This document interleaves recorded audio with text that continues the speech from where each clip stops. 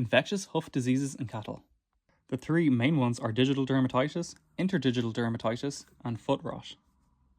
For digital dermatitis, also known as Mortellaro disease, this happens on the back of the digital cushion on the skin between the toes. The cause is spirochetes and Fusobacterium and Mycoplasma. The risk factors are improper hygiene, nutritional problems such as a low body conditioning score, mycotoxins and endotoxins, and immunosuppression, such as the case of infectious bovine rhinitis and bovine viral diarrhea. The signs are tiptoe walking and purulent smelly discharge. And for the treatment, have proper hygiene and proper nutrition, and give them foot baths and have zinc and copper sulfate, as well as tetracycline spray. It's more frequent on the hind limbs in tied animals, and it's on all limbs in free animals, and it's more common in the winter.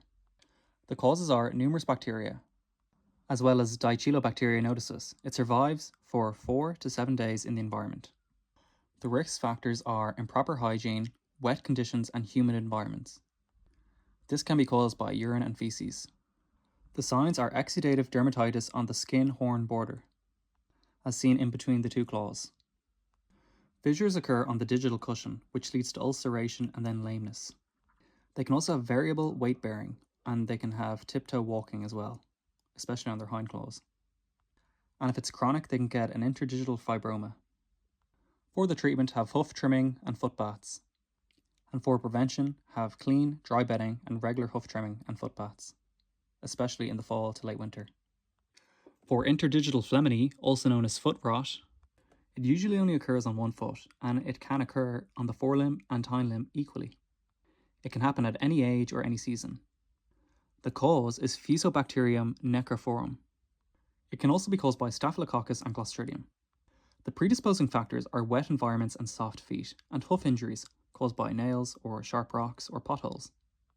The signs are sudden lameness or a swollen hoof, and a rotten smell.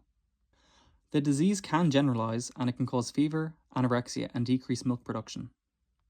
For the treatment, have systemic antibiotics such as high-dose penicillin, ceftiofur, or lincomycin. And clean the hoof, but don't over-trim it, and don't bandage it. These are anaerobic bacteria. And for prevention, have good hygiene and regular foot baths, and copper sulfate and zinc sulfate helps.